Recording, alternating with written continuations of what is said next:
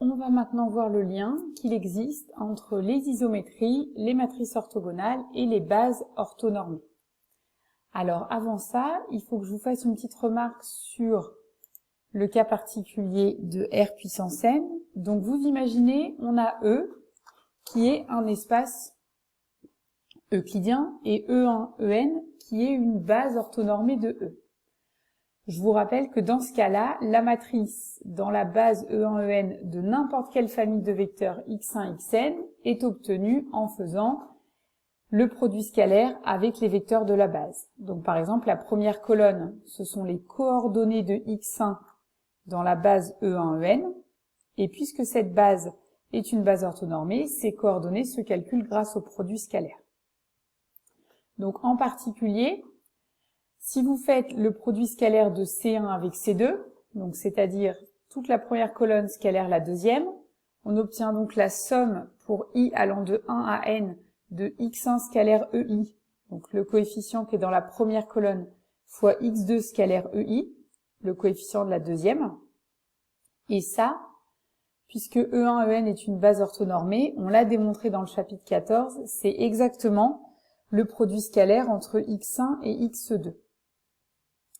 Donc, ce que je veux vous montrer ici, c'est que du coup, quand vous avez des vecteurs de E et que vous vous intéressez à leur matrice dans une base orthonormée, eh bien, la famille x1, xn est une base orthonormée de E si et seulement si les colonnes de sa matrice forment une base orthonormée de Rn.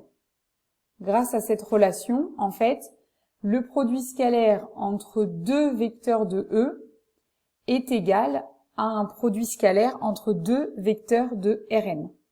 Et donc c'est pour ça que très souvent dans la suite, je passerai de l'une à l'autre de ces deux applications. Pour montrer qu'une famille est une base orthonormée, eh bien je m'intéresserai simplement aux coordonnées de ces vecteurs dans une base orthonormée de Rn. Donc très souvent la base canonique.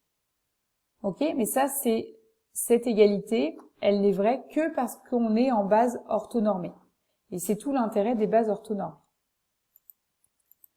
Alors on revient maintenant au poly et au lien entre les isométries, les matrices orthogonales et les bases orthonormales.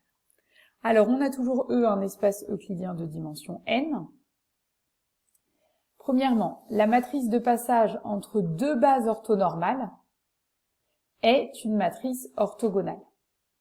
Deuxième résultat, si la matrice de passage entre une base orthonormale et une base quelconque est une matrice orthogonale, alors ça veut dire que la base quelconque est en fait une base orthonormale.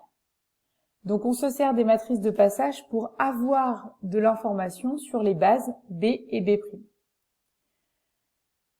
Une conséquence importante du premier point, c'est que entre deux bases orthonormées, eh bien, la matrice de passage est une matrice orthogonale, donc P-1, qui apparaît souvent dans les formules de changement de base, on peut le remplacer par transposé de P.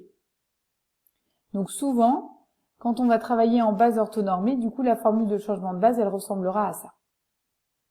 Alors on va démontrer le théorème 9.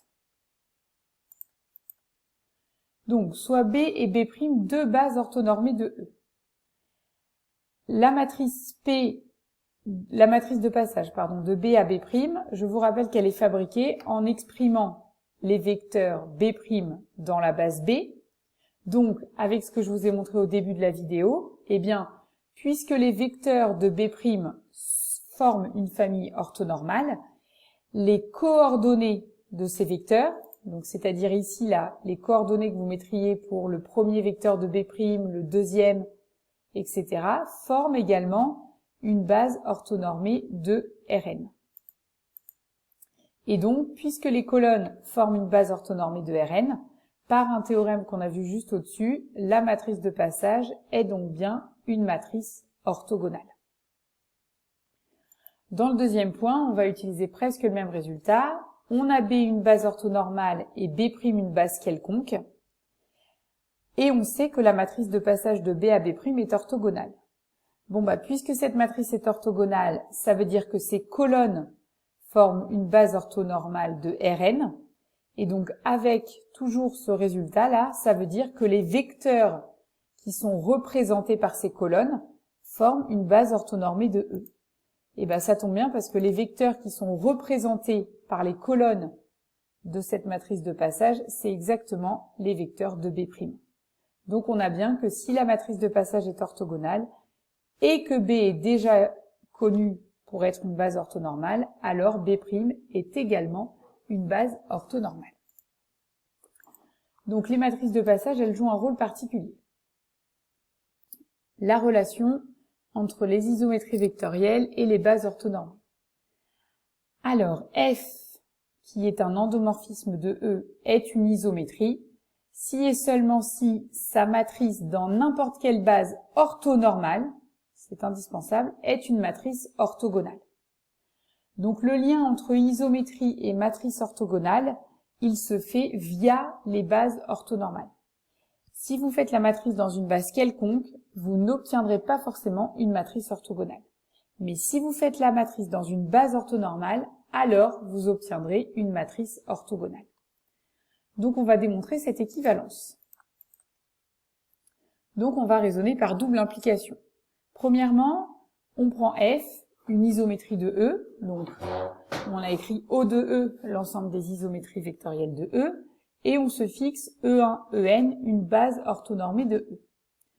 On note grand A, la matrice de F dans cette base. Je vous rappelle, ce qu'on veut, c'est montrer que cette matrice est une matrice orthogonale. Donc on s'intéresse à la matrice transposée de A fois A. Et plus précisément, on regarde le coefficient en position IJ de la matrice transposée de A fois A. Alors, on l'a déjà vu un peu plus haut, ça c'est égal au produit scalaire entre CI et CJ.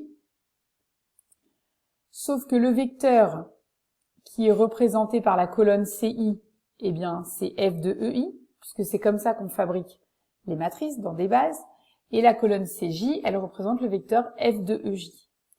Donc finalement, le coefficient en position IJ de la matrice transposée de A fois A, c'est le produit scalaire entre F de EI et F de EJ. Et puis F est une isométrie vectorielle, donc ce produit scalaire est égal au produit scalaire entre EI et EJ, c'est-à-dire il est égal au symbole de Kronecker. Donc il vaut 1 lorsque I est égal à J et il vaut 0 sinon. Donc on obtient bien que transposé de A fois A est égal à l'identité. Et donc A est bien une matrice orthogonale. Deuxième sens. Cette fois, on a F un endomorphisme et on a une base orthonormée, telle que la matrice de A soit orthogonale. On veut montrer que F est une isométrie, on va donc montrer qu'elle conserve la norme. Donc on calcule la norme de F de X pour un vecteur X quelconque de E. La norme au carré, c'est le produit scalaire entre F de X et F de X. Et les coordonnées du vecteur F de X dans la base orthonormée, on sait qu'on les obtient en faisant A fois X.